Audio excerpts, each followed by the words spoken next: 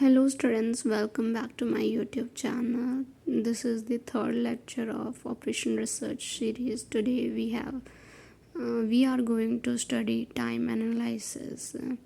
Earlier we have finished till construction of network. Today we are going to start from time analysis.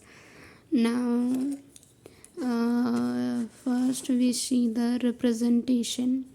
Here TIJ, this is also called DIJ, and what it means, see what it means actually. Estimate completion time of activity. कोई भी अगर activity है तो उसको completion होने में कितना time लग रहा है. Here whatever you are seeing IJ, this is actually the here you can write I and this is J, and if you are writing here I, then it is going to be J, and if you are writing here I, then it is going to be J. So this 2 node plus 1 activity is actually what it is an event, sorry, it is an activity. Now we are going to see the next representation, ESIJ. What it actually meant, earliest starting time of activity IJ. यहाँ आप देख रहे हैं TIJ means क्या हो गया आपका, estimate completion time of an activity.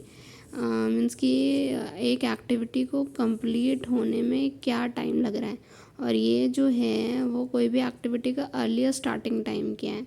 और EF मीन्स क्या हो गया, EFIJ मीन्स हो गया आपका earliest finishing time of activity IJ. Means कि ये फिनिशिंग टाइम हो गया एक्टिविटी IJ का.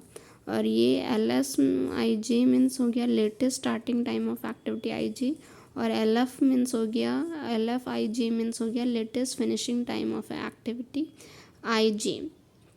यहाँ पर देख ही रहे हैं आप, ES मीन्स की earliest starting time of an activity IJ, और EF means earliest finishing time, LS means latest starting time, और LF means latest finishing time.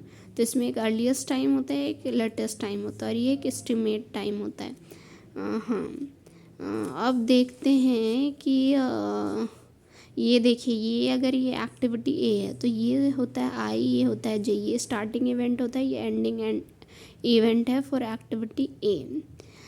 देखिए, इन फॉरवर्ड फास्ट कंप्यूटेशन में हम लोग मूव करते हैं लेफ़्ट टू राइट, और ये I है, J है, तो ये जो है ना आपका वो estimate completion time of activity है. और हम लोग फॉरवर्ड पास कंप्यूटेशन में हम लोग अर्लीस्ट टाइम निकालते हैं, means earliest starting time, earliest finishing time. और बैकवर्ड पास कंप्यूटेशन में latest starting time, latest finishing time निकालते हैं. So now moving to the next page.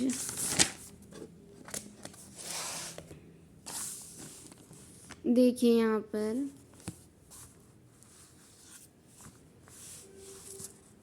ये है आपका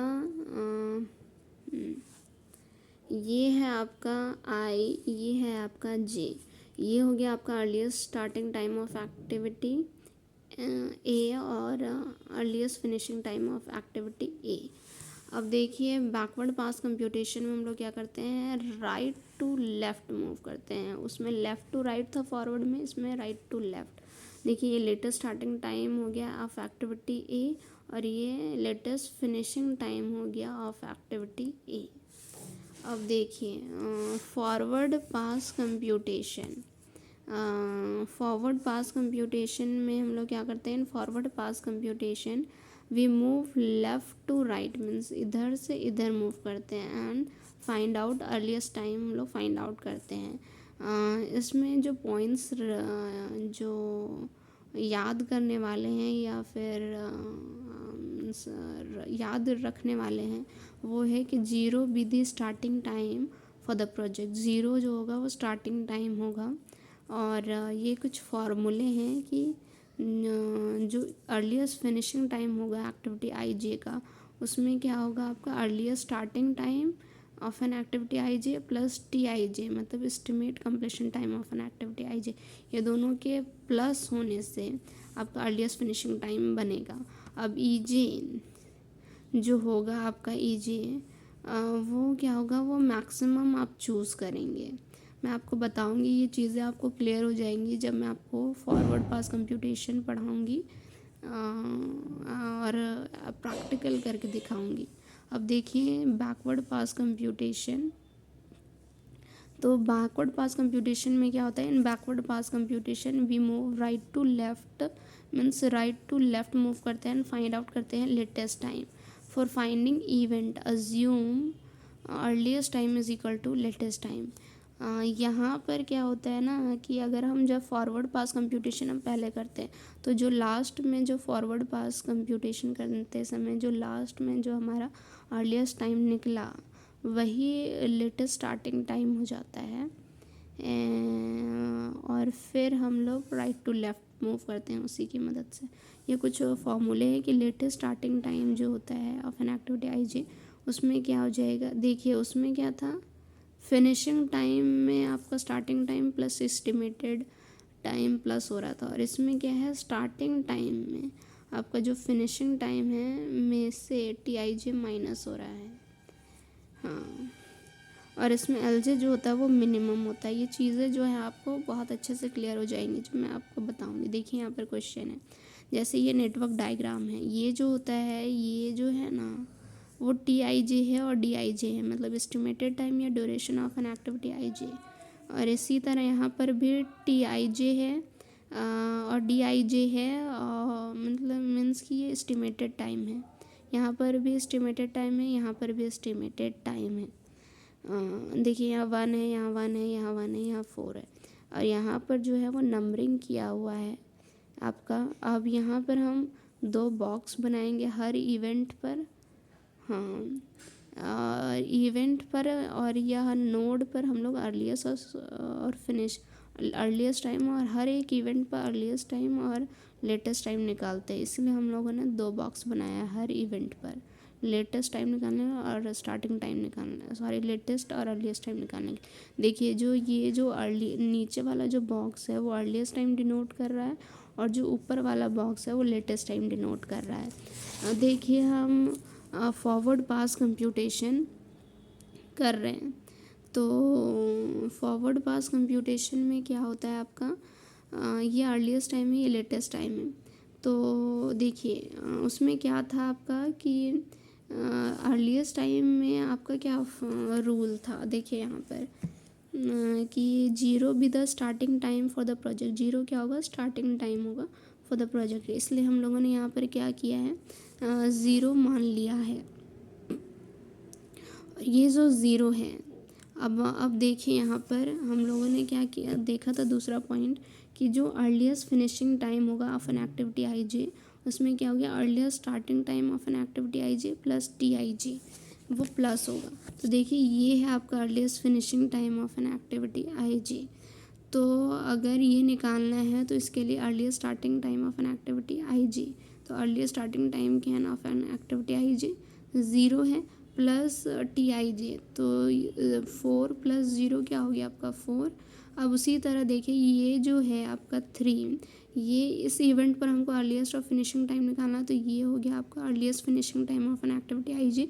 अब ये कैसे निकला है, तो ये निकालने के लिए क्या होता था आपका कि earliest starting time of an activity I J plus T I J, तो 0 + 1 क्या हो गया 1।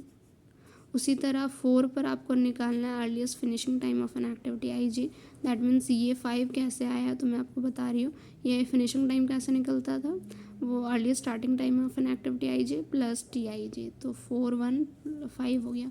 देखिए ये 4 पर पहुँचने के लिए ना 2 रास्ते हैं, या 2 से भी पहुँच सकते हैं और 3 से भी पहुँच सकते हैं। तो अगर आप इसको 1 मतलब earliest starting time of an activity I J plus T I J का करेंगे तो ये क्या हो रहा है 1 1 2 हो जा रहा है, और ये 4 और 1 क्या हो रहा है 5 हो रहा है। तो देखिए तीसरा रूल यहाँ पर क्या था आपका कि जो ई जे होगा वो क्या होगा, मैक्सिमम होगा ई जे और टी आई जे का। तो इसीलिए हम लोग जो है यहाँ पर क्या कर रहे हैं हम लोग, यहाँ 4 और 1 बन रहा है तो यहाँ 5 ले रहे हैं, जो मैक्सिमम होगा वो लेंगे हम। तो 3 रूल था कि आप स्टार्टिंग में 0 मानेंगे और जब अर्लीस्ट फिनिशिंग टाइम कैलकुलेट करना हो तो अर्लीस्ट स्टार्टिंग टाइम में TIJ प्लस करेंगे। उसी तरह इसमें भी किया गया है 3 में 3 इवेंट पर कि जो अर्लीस्ट स्टार्टिंग टाइम है प्लस TIJ, तो 0 + 1 क्या हो गया, 1 हो गया। पर ये 4 पर पहुंचने के लिए 2 रास्ते थे, 3 से भी पहुंच सकते थे, 2 से भी पहुंच सकते थे। तो लेकिन जो EJ होगा वो मैक्सिमम होगा, इसलिए 4 1 क्या हो जा रहा है, 5। ये 1 और 1 क्या आ रहा है, 2 हो रहा है, तो इसलिए हम यहाँ पर क्या लिए हैं, 5 लिए हैं। अब ना हम लोग बैकवर्ड पास कंप्यूटेशन करते हैं। तो बैकवर्ड पास कंप्यूटेशन में क्या है आपका, ये अर्लीस्ट टाइम है, ये लेटेस्ट टाइम है। देखिए इसमें क्या है रूल, बैकवर्ड पास कंप्यूटेशन में रूल क्या था मैं आपको बता देती हूँ कि फॉर एंडिंग इवेंट अज्यूम कर लीजिए कि अर्लीस्ट टाइम ही लेटेस्ट टाइम है, इसीलिए हम लोग पहले फॉरवर्ड पास कंप्यूटेशन करते हैं, क्योंकि अर्लीस्ट टाइम ही क्या मान लिया जाता है, लेटेस्ट टाइम। तो देखिए हम अर्लीस्ट टाइम क्या आया था हमारा 5, तो इसलिए ये जो 5 था यहाँ वो 5 मान लिया। अब देखिए ये अब हमको यहाँ 2 पर का लेटेस्ट टाइम निकालना है। तो कैसे निकालना है, ये जो है 2 से वो 4 पर जा रहा है, तो इसका जो है 5 + 5 में से अगर 1 गया तो 4 आया। अब मैंने आपको बताया था कि जो लेटेस्ट स्टार्टिंग टाइम होता है वो कैसे होता है, लेटेस्ट फिनिशिंग टाइम में से TIJ माइनस करते हैं। तो ये क्या हो गया, लेटेस्ट स्टार्टिंग टाइम हमने कैसे निकाला, लेटेस्ट फिनिशिंग टाइम में से TIJ माइनस कर दिया। उसी तरह इसमें इस इवेंट पर 3 इवेंट पर कैसे निकालेंगे लेटेस्ट टाइम, लेटेस्ट जो फिनिशिंग टाइम है उसमें से TIJ माइनस कर देंगे तो लेटेस्ट स्टार्टिंग टाइम निकल जाएगा हमारा। अब देखिए यहाँ पर 1 पर पहुँचने के लिए 1 से कितने एरो निकले हैं, या 2 पर गया है, 3 पर गया है, मतलब इस पर जो लेटेस्ट टाइम निकालने के वो 2 तरीके हैं। तो लेकिन इसमें हम लोग क्या लेंगे, LJ जो है वो क्या लेंगे, हम मिनिमम लेंगे। तो देखिए हम लोग क्या करते हैं कि देखिए ये क्या हो गया आपका लेटेस्ट स्टार्टिंग टाइम हो गया, तो लेटेस्ट स्टार्टिंग टाइम कैसे निकालेंगे हम, लेटेस्ट फिनिशिंग टाइम में से TIJ माइनस करेंगे, तो 4 - 4 क्या हो गया आपका 0 हो गया। 4 - 4 क्या हो गया आपका 0 हो गया ना, और यहाँ 4 में से 1 गया तो क्या हो गया 3 हो गया। तो 0 मिनिमम है या 3, तो ऑफकोर्स 0 तो मिनिमम है, तो हम लोग यहाँ 0 ले लिए।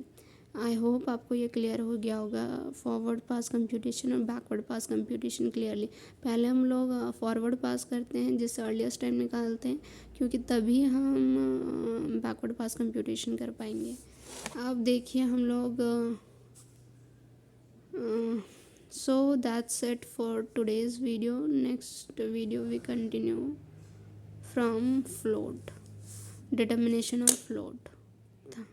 If you like my video, please do like it and subscribe it.